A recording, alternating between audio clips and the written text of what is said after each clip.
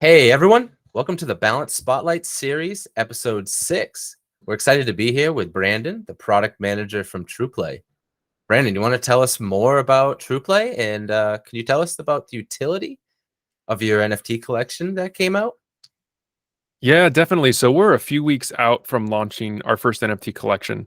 TruePlay Games is, our main motto is we're building transformative digital experiences for children, and we're a Christian company. We want to bring a Christian message to children and all over the world, right? And I don't even think I really need to say much about it, but our children are suffering, right? The world is changing. The definitions and truths that we once believed are no longer defined, right? There's this really strange sentiment going around the world that is redefining what we believe to be reality, and we think that's hurting children most. And so our main platform, we're mainly a Web2 company that's diving into the Web3 world, and our Web2 platform is going to have a variety of games, comic books, digital shorts, etc. And that's coming out early next year. I think we're shooting for quarter 1.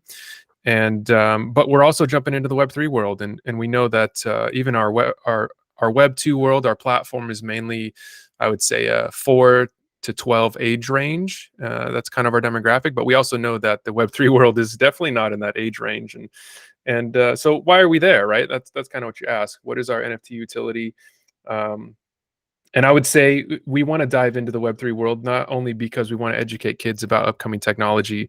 Imagine being in the 90s and being able to teach your kid what the internet is before we even knew what the internet was, right? So we want to be able to bridge that gap in some small sense and start growing in that capacity. And so we launched these NFTs, and they were a free mint. It was super successful. We had over 250 Ethereum in volume in the first couple days, and it's gone down a bit. I would say the entry right now is it's really easy to enter and buy our NFTs, and we're about to have an announcement tomorrow to discuss kind of this next quarter. And so I'll go into a little bit of those details as we go on, but we're making an NFT game, and we want people to be able to use their NFTs, not just hold on to them. But one of our initial desires to launch NFTs is that it is part of our IP. There's 7 characters in this first launch, and there's 1,000 of each character, and they're all unique.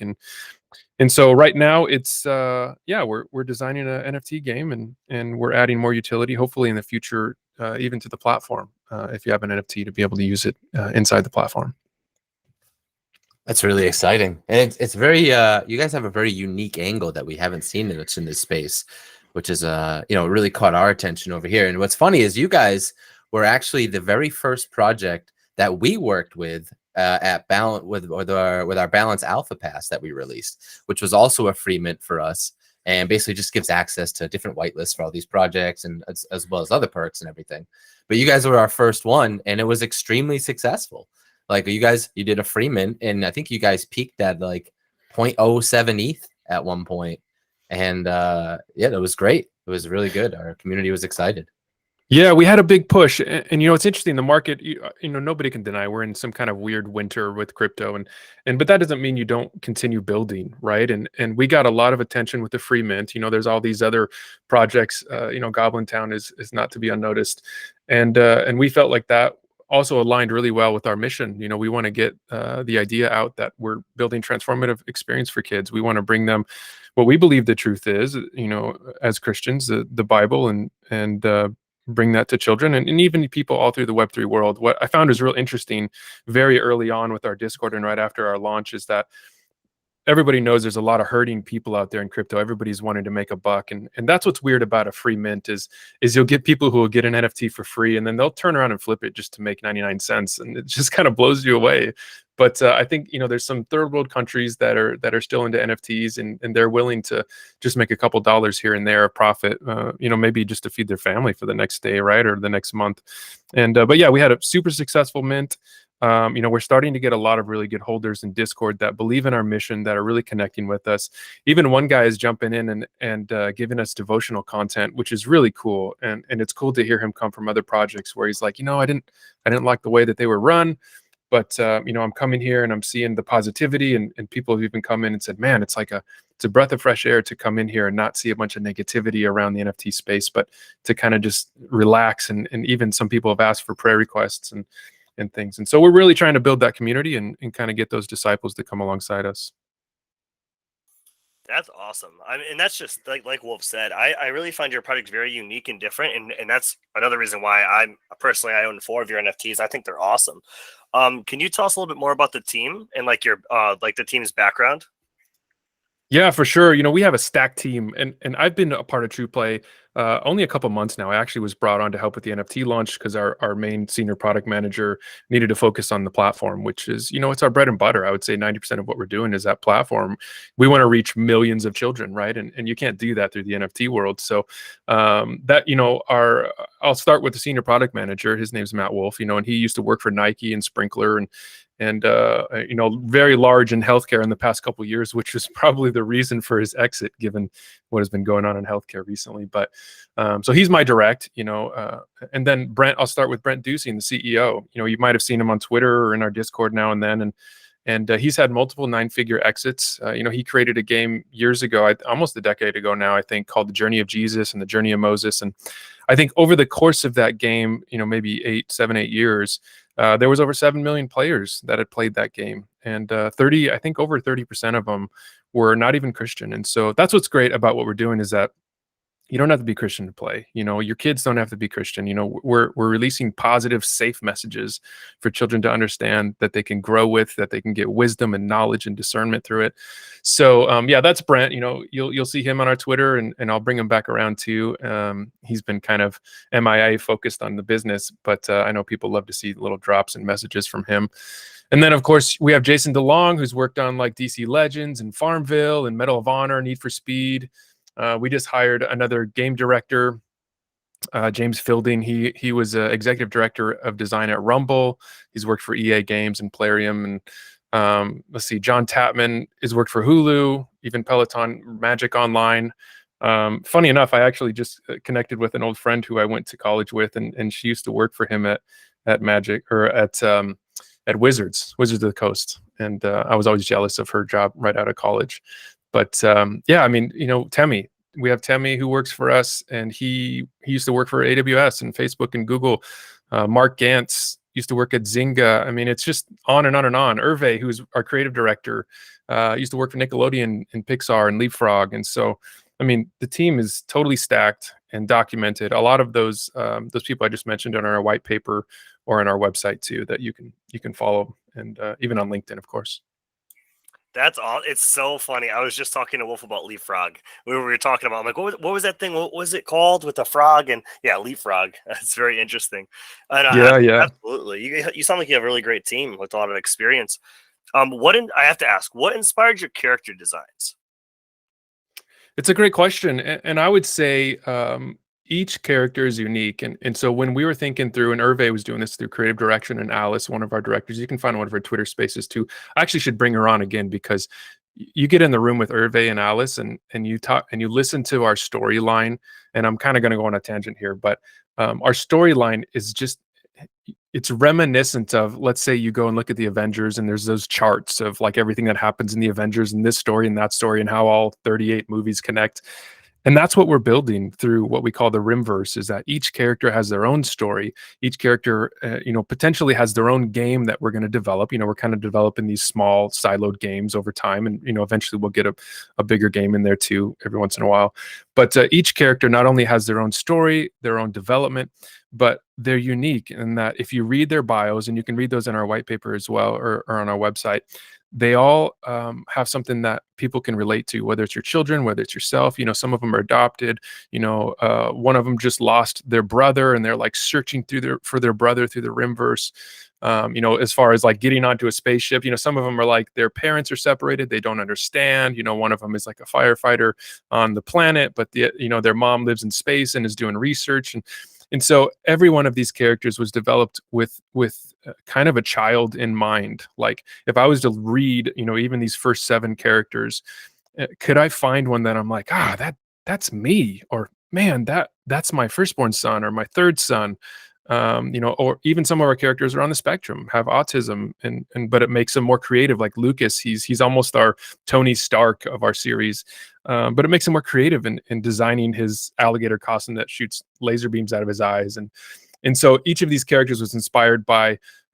I would hesitate to say real life people, but it's probably true. You know, looking at our children, looking at people we know, and looking at what people struggled with, and saying, I want to build a character that has gone through something like that, so that people that come to read about this character or play the game or read the stories or the comic books will be like, that's me, and I'm encouraged that I can overcome the same struggles that this character has overcome.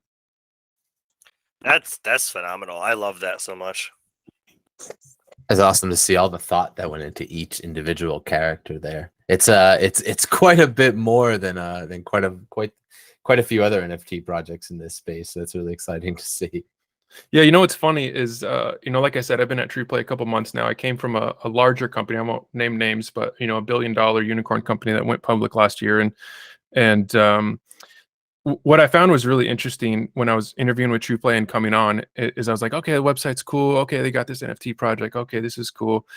And what I didn't realize, or what I did realize when I was hired on, and I kind of got access to the internal, you know, drives and folders and storyline, is I'm like, there's so much more than meets the eye. There's so much more that we can share that we're kind of holding on to because we want to continue to develop high quality things, and we want to share high quality things. And either for good or bad, you know, I've been managing our Twitter too, and you'll see I just try to post as many things as possible. We had an on-site 3 weeks ago where, you know, all the company comes into Austin where our headquarters is and meets, and I would say like half of us are remote. You know, I think there's 50 of us that came in, and we have other contractors, so maybe 100 employees total.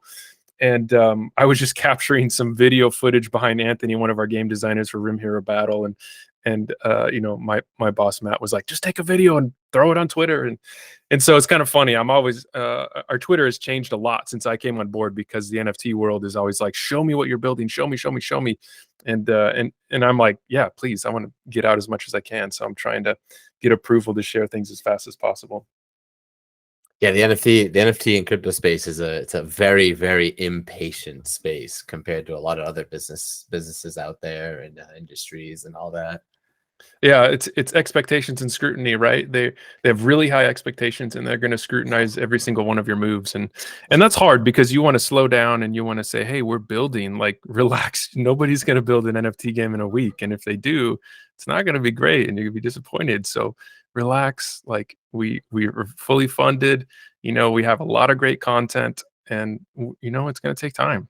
Yep. Now you mentioned the being fully funded. Are we able to ask you guys about your? I think it was about $20 million in VC funding that you guys received. Is that something we can talk about? It is, but not in great detail, and that's fine. just because I don't have a lot of details. Yeah, and I would hesitate. I don't know if VC funding is the right word. I would say private funding. You know, a lot of people when they look at the Web3 world, they're like, oh, this VC and that VC, and they give them this much money and that much money, and just I think because of the nature of what we're doing, you know, building a Christian company, we've had a lot of private funding, and I'm sure we'll have more in the near future too. But there isn't like a lot of details. I kind of joke, you know, like, oh yeah, it's, you know, Uncle John from Southern Texas who gave us $5 million, and Grandma Sue from North Carolina. And so it's like, you know, that's not exciting, but the truth is, you can look at our content and our website, and you can see, okay, they're building real stuff. You know, like our animated short that we released with Maple in the Forest of Words, where Maple and Oliver meet, like that is not cheap to get made. And some people joke like, oh yeah, I can get that made on Fiverr, and it's like, come on, dude, like the animations and stuff, you're not going to get that made on those websites.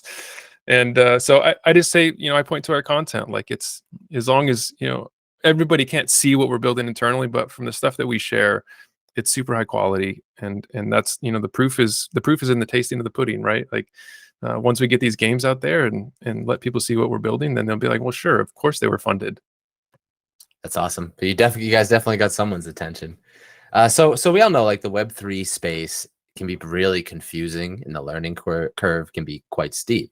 So with your NFTs being focused more towards children, how do you aim to increase accessibility and ensure that children will be able to participate?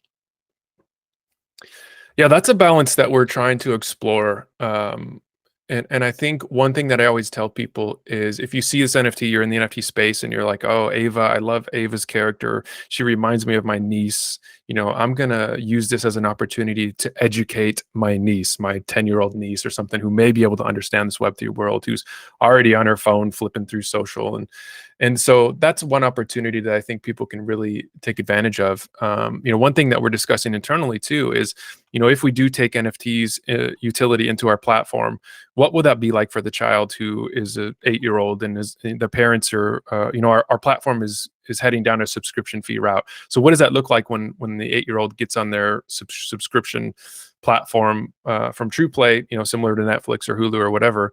And then they see that there's some locked content that you need an NFT. And then they go to the website and they see an NFT is, $10, $20, $30, $50, $100, whatever. How does the parent feel? Are they like, what? I already paid for this content. Like, why I have to go buy another NFT for my kid to explore and play? And so we're trying to navigate that in the best way possible. And we're trying to say, do we have two different demographics?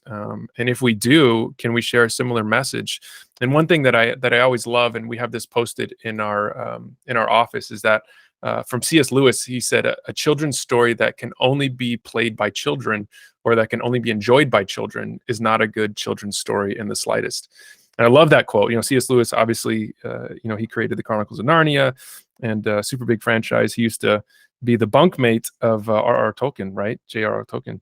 And so super wise guy. And I believe that the content we're creating can be for adults as well. And I think as we explore the NFT game, I think we're kind of going down that route to say, hey, let's make a game that's a bit more for an NFT community than, say, for a child.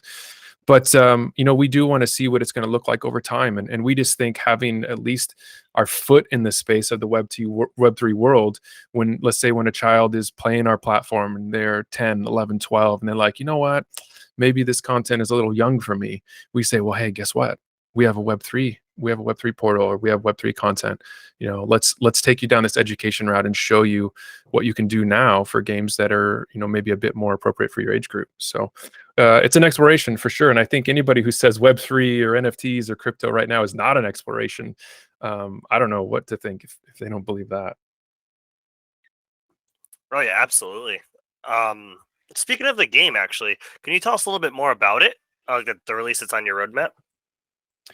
Are you speaking to the NFT game or the platform? Oh, the NFT game. We haven't shared too many details there. I'm going to talk a little bit more about it tomorrow. I'm waiting for some internal meetings as well. But we're going to update our roadmap tomorrow or maybe tonight, depending on timing. And then I guess what I can share about the NFT game is we want to make sure that people feel that they can use their NFT in a game. What that means, I think, is still TBD as far as how deep we go. And I think the best approach here is, we're designing a game that people can use their NFTs, right? But how deep? Can they use different characters? Okay. Can they get access to a game? Okay. How many times can they play that game in a given day with an NFT? What does a different character do? We have 7 characters. Does it just give you access to the game? Is that fun? Or does each character have a unique ability inside the game that they can use? These are all things that we're trying to design into it.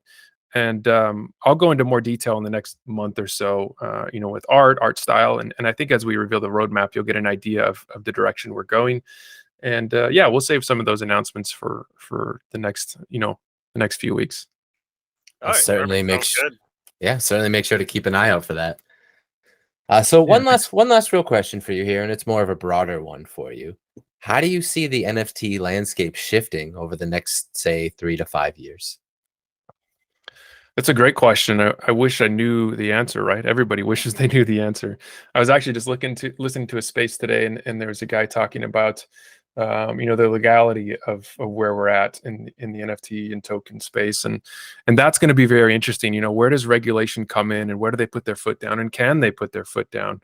Where are stable coins going? A lot of countries are probably, frankly, irritated that they can get, people in their country can go and get a US dollar without even talking to a bank, right? There's a lot of power struggles and there are a lot of issues that are going on economically around the world around crypto that I think it is going to continue to explode without those people in power having their grasp over things, right?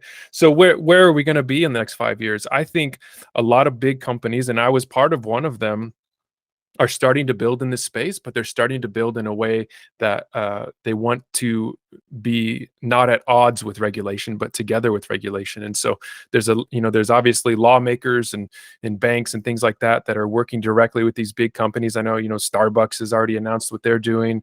I'm sure, I think I heard Disney and Polygon made some kind of connection. So I think where everything is going to go is some kind of opacity or opaqueness in a person buying an NFT versus knowing that it's on the chain somewhere. There's another great group that I've connected with who it's like Scott Donnell and Gareb Shamus, who does the Comic-Con stuff. But Scott Donnell is working on an app that it's called Gravy Stack, where players can come in or kids can come in and play their game and like kind of have a resume of sorts that exists on the blockchain that people can, go to and verify this particular person. But anyway, long story short, I think it's building products that are a bit more opaque to the background of blockchain, right? And making sure that people can transact in an easier way that isn't just, create a Coinbase and then transfer money to your MetaMask. Oh, and you got to create a MetaMask and then you got to figure out how to transfer it. And then you got to get on a bridge to get over to Polygon. And people's eyes glaze over when you even start that conversation. But there's a lot of interesting things that happen. And when I was talking about Gareb, who's the one of the Comic-Con founders, they launched an NFT just last week that you can buy on eBay. And that's really strange. Like, how does that work? Do you, is it sent to them through some form submission? Is it manual process?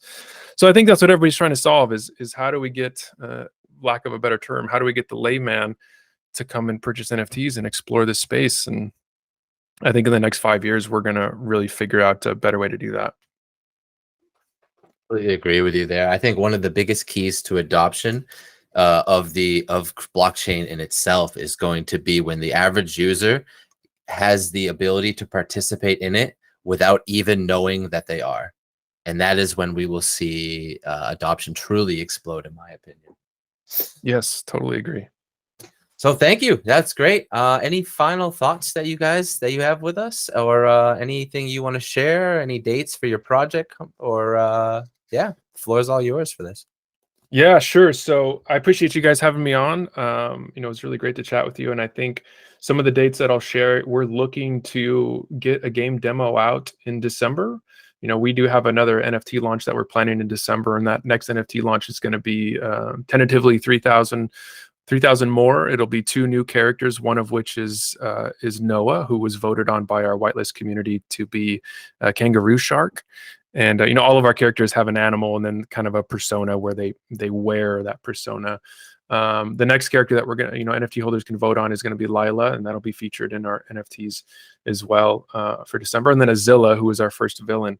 So yeah, we have a lot happening in December. We also have another animated short where Noah and Lucas are going to appear in that one. And so, yeah, I just say, come along with us, join us in the Discord. We're going to start doing a kind of a discipleship thing in the Discord where, we're starting to find a lot of holders that, really love our art and NFTs and love our vision and trust us. And, in any sense of the word, have an allegiance to the mission that we're on. And so we want to find more people like that and bring them into our Discord and really connect with them and let our Discord be kind of a place of solace in this NFT community. But we also want to keep building and provide things for the NFT users to use over time. And as I was listening to one of the Twitter spaces today, it's less about just launching a project, and it's more about launching a company and keeping that company going and keeping continuing to deliver for our community, whether it's a platform or it's NFTs. So yeah, thanks guys for having us on. Thank you for joining us today. Absolutely. Really appreciate it. It was a pleasure.